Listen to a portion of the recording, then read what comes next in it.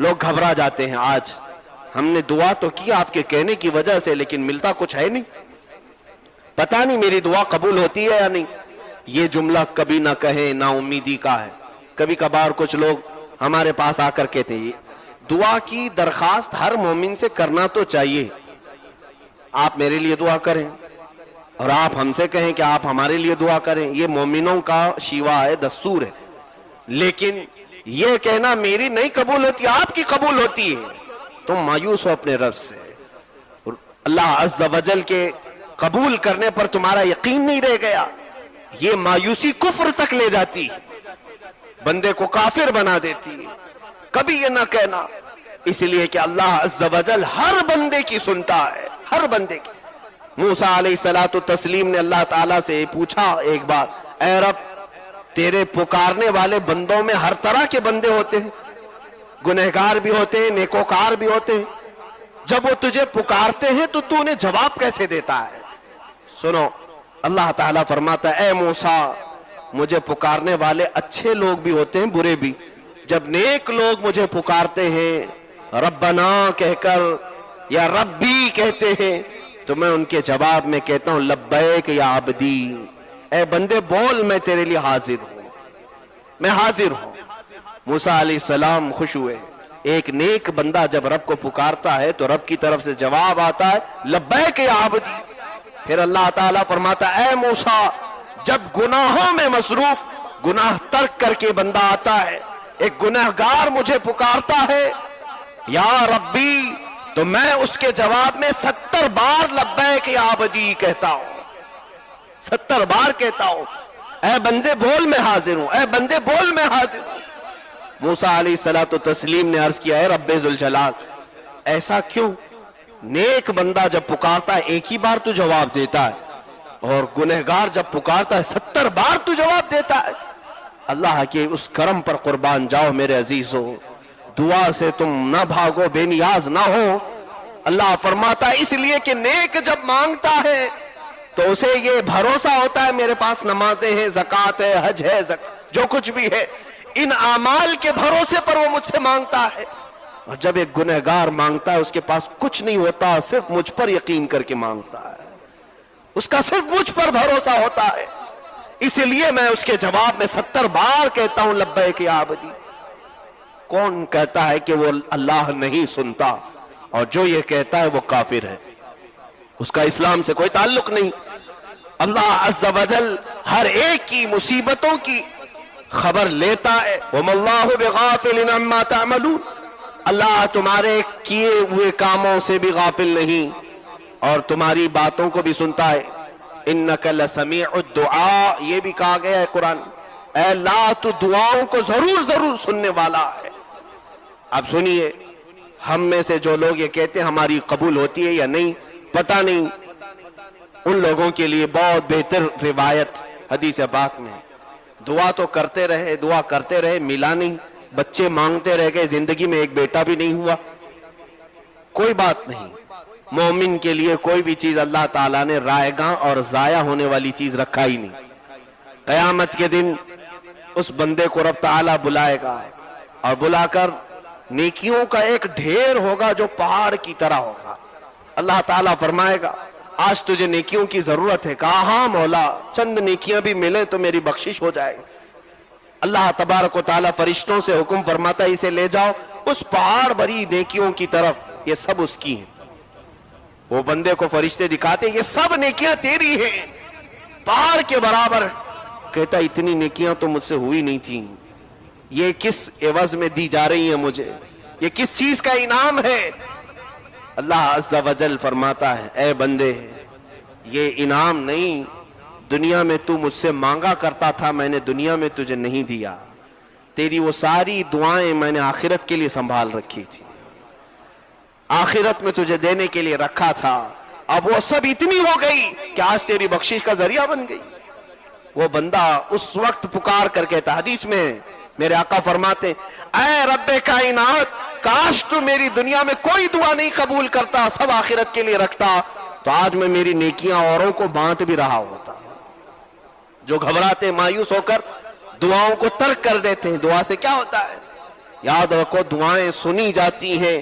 یہ اور بات ہے کہ کچھ کو یہاں دے دیا جاتا ہے اور کچھ کو آخرت کے لیے رکھ دیا جاتا ہے. اب سنیے, مانگنے والا الگ الگ انداز میں مانگتا ہے, کوئی گڑ گڑا کر, کوئی رو کر, کوئی بے توجہی کے ساتھ, جیسے بھی. کچھ کو بہت جلدی ملا اور کچھ کو برسوں تک نہیں ملا. فرشتے کچھ لوگوں کے مانگنے پر اللہ کی بارگاہ میں سفارش کرتے ہیں. ہم جب دعا کرتے ہیں یہ مت سمجھنا کہ ہماری دعاؤں کی قبولیت کے لیے کوئی اور وسیلہ ملتا ہے کہ نہیں ملتا, بلکہ وہ ملائکہ جو ہماری دعاؤں کو اللہ تک پہنچاتے ہیں وہ سفارش کرتے ہیں, اے رب وہ بندہ کب سے رو رہا ہے, کب سے تجھ سے مانگ رہا ہے, اسے تو عطا کر دے. فرشتے سفارش کرتے ہیں حدیث پاک میں. تب جانتے ہو اللہ تعالیٰ کیا جواب دیتا ہے؟ ارشاد فرماتا ہے, اے فرشتوں میں بہت اچھی طرح سے دیکھ رہا ہوں, بہت دنوں سے وہ روتا ہے اور مانگتا ہے. اے ملائکہ میں اس کو اس لیے نہیں دیتا کہ اس کا مانگنا مجھے بہت اچھا لگتا ہے, میں اسے ابھی دے دوں تو وہ مانگنا بند کر دے گا. وہ جب تک مانگتا رہے مجھے اچھا لگتا ہے, اس کا مانگنا مجھے پسند ہے.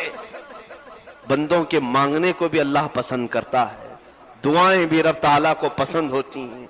مانگنے سے اس طرح سے بے نیازی نہ دکھاؤ کہ ہمارے پاس وقت ہی نہیں رہ گیا. یہ تعلق باللہ سب سے زیادہ دعا سے حاصل ہوتا ہے. اللہ سے جو سب سے بڑا گہرا تعلق قائم کرتے ہیں وہ دعاؤں سے حاصل کرتے ہیں. کیا آپ نے تاریخ میں وہ ساری چیزیں نہیں سنی؟ بڑے بڑے گنہگار رہے موسیٰ علیہ السلام کے زمانے میں بھی. اللہ تعالیٰ حکم فرمایا تھا کہ اے موسیٰ اگر یہ بندہ تمہارے مجمع میں رہے گا تو عذاب آ جائے گا. اس کو موسیٰ علیہ السلام نے نکال دیا, قوم سے نکالا, اور پہاڑ کی ایک چوٹی پر جا کر وہ رونے لگا. سب لوگوں نے اس کا ساتھ چھوڑ دیا. اب روتے روتے وہ بھی پکارتا ہے, اے مولا تو نے تو فرمایا مصیبت زدہ لوگوں کی آواز کو تو سنتا ہے, تجھ سے زیادہ کون میری آواز کو سننے والا ہے, اور مجھ سے زیادہ مصیبت میں کون ہے. اللہ عز و جل نے فرشتوں کو اس کے بھائی بہن بنا کر یعنی شکلیں دے کر کے بھیجا, اور وہ اس کی تیمارداری کرتے رہے, انتقال بھی ہو گیا. تب پھر اللہ نے موسیٰ علیہ السلام کو حکم دیا, اے موسیٰ جاؤ فلاں پہاڑ پر میرے ایک محبوب بندے کا انتقال ہوا, اس کا جنازہ اٹھاؤ. آ کر کے دیکھتے موسیٰ علیہ السلام تو یہ وہی تھا جس کو چند دنوں پہلے گناہوں کی وجہ سے شہر سے نکالا گیا تھا. رب تعالیٰ سے آپ نے پوچھا کہ یہ محبوب کیسے ہو گیا؟ اللہ نے فرمایا, اے موسیٰ وہ خطا کار سیاکار تھا, لیکن جب وہ گڑ گڑا کر مجھ سے مانگنے لگا تو میں نے اس کے تمام گناہوں کو معاف کر دیا. مانگنے کا یہ بھی نتیجہ ہے, یہ بھی رزلٹ ہے. ہم اپنی زندگی میں کسی بھی ایسے لمحے کو آنے نہ دیں جس میں یہ احساس ہوتا ہو کہ ہم کو رب کی ضرورت نہیں. ہمارے دن رات, ہماری صبح و شام اللہ کے حضور دعا کرتے ہی گزرے, دعا کرتے ہی گزرے. آپ کو پتا ہے ہمارے اسلام میں کتنی دعائیں ہماری زندگی میں شامل کر دی گئی؟ سب سے زیادہ اگر یوزفل کوئی ورڈ ہمارے پاس ہے تو السلام علیکم. ہم ایک دوسرے سے ملتے بھی ہیں تو کیا کہتے ہیں؟ السلام علیکم. یہ دعا ہے. ہم اپنے بھائی کے لیے کہتے ہیں اللہ کی سلامتی ہو تجھ پر. دعا سے ہمیں دور نہیں رکھا گیا. اس کی وجہ یہ ہے کہ بندہ جب تک دعا کرتا رہتا ہے وہ بندہ رہتا ہے, اور جس دن وہ دعا چھوڑ دیا متکبر, غرور اور گھمنڈی خدا بننے کی کوشش کر رہا ہوتا ہے. اب اسے کسی چیز کی حاجت نہیں رہ گئی, مانگنا چھوڑ دیا, بے نیاز ہو گیا ہے. اسی لیے میرے آقا صلی اللہ تعالی علیہ وسلم بھی سارے کمالات ہونے کے باوجود بھی مانگتے ہی رہے, مانگتے ہی رہے, رب ذوالجلال سے مانگتے ہی رہے. ہاں ایک بات طے ہے کہ جو اس سے مانگتا رہا اللہ پوری دنیا سے اسے بے نیاز کر کے رکھتا ہے.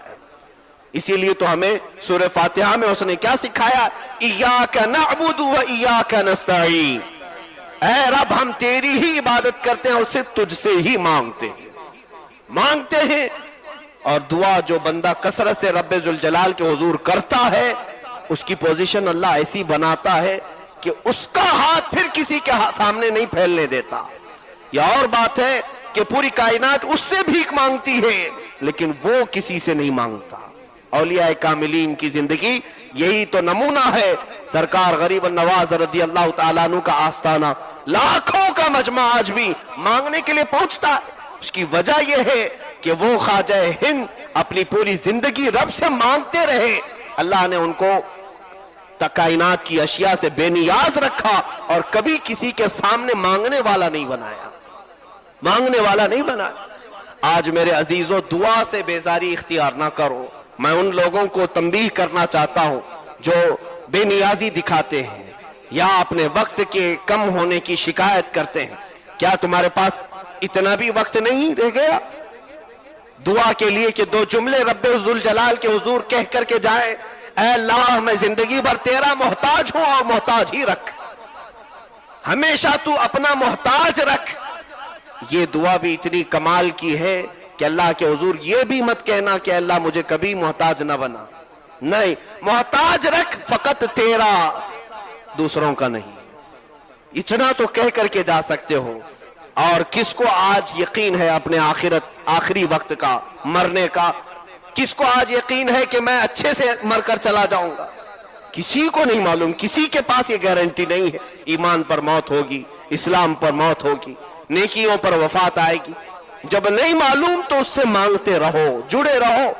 ऐ अल्लाह आज मैं नेक तो हूं, इबादत तो कर रहा हूं, लेकिन पता नहीं मेरा आखिरी वक्त कैसा आने वाला है। ऐ अल्लाह तेरे हुजूर में मांगता हूं मेरा आखिरी वक्त सही सलामती से गुजारते हैं, ईमान की हालत पर उठा ले। कितनी दुआएं हैं, ये सारी दुआएं हमें इस्लाम ने तलकीन की सिर्फ इसलिए कि बंदा बंदा बन करके रहे, रब के साथ जुड़ा रहे। और जो मांगने से कतराते हैं और भागते हैं उनकी जिंदगी में गुरूर भर जाता है, तकब्बुर भर जाता है, घमंड भर जाता है। और हमने देखा है मस्जिद में मांगने से शर्म आई, अल्लाह ने उन्हें हर एक की जूतियों के सामने झुकने पर मजबूर रखा है। वो फिर दुनिया वालों को खुशामद करते रह गए और चापलूसी में पूरी जिंदगी गुजर गई। सेठों की चापलूसी में, मालदारों की चापलूसी में, नेताओं के जूते उठाने में, और इसी दुनियादारी में वो मजबूर ही रह गए, मोहताज ही रह गए। वो कितनी प्यारी जिंदगी शान बेनियाजी की है कि मौला के हुजूर मांगने वाला हमें बंदा बनाए, इसलिए कि ये मांगना हजार मांगने से बेहतर है। वो एक सजदा जिसे तू गिरा समझता है, हजार सजदों से देता है आदमी को नजा। मौला हमें पूरी जिंदगी अपना मोहताज बनाए रखे। ऐ रब्बे जुल जलाल हम सबको दुआ में शामिल और कामिल बना दे। खल्लाक़े कायनात, आज हम एतराफ करते हैं मौला हम किसी भी अमल में बड़े नहीं हो सके, हम किसी भी अमल में कामिल नहीं हो सके। कदीर जब्बार खुदा हमारी जिंदगी में ऐसा कोई लम्हा ना ला जिसमें हम तुझसे दूर हो जाए या तेरी हिफाजत से निकल जाए। ऐ रब्बे जुल जलाल हम सबको मरते दम तक तू अपनी बारगाह में मांगने वाला बंदा बना। कयामत के दिन मौला हम अपनी दुआओं का नतीजा देख सके। ऐ कदीर जब्बार खुदा आज तेरे दरबार में हम ये भी हाथ उठा कर कहते हैं, मांगना हमारा काम है, कबूल करना तेरा काम है। अगर दुनिया में दे तो तेरा फजल है और ना दे तो तेरा अदल है, मगर ये यकीन है मौला जो कुछ भी हमने मांगा वो तू कयामत के दिन जरूर हमें लौटाएगा। ऐ रब्बे जुल जलाल इन पूरे हाजिरीन को, तमाम मुसल्लीन को हर तरह की आफतों से महफूज फरमा, ईमान पे मौत अता फरमा, ईमान पे हश्र अता फरमा। व सल्लल्लाहु तआला अला खैर खल्क़ी मुहम्मद व आलिहि व सहबिहि अजमाइन व आखिरु दावाना अनिल हम्दुलिल्लाहि रब्बिल आलमीन। सलाम अलैकुम।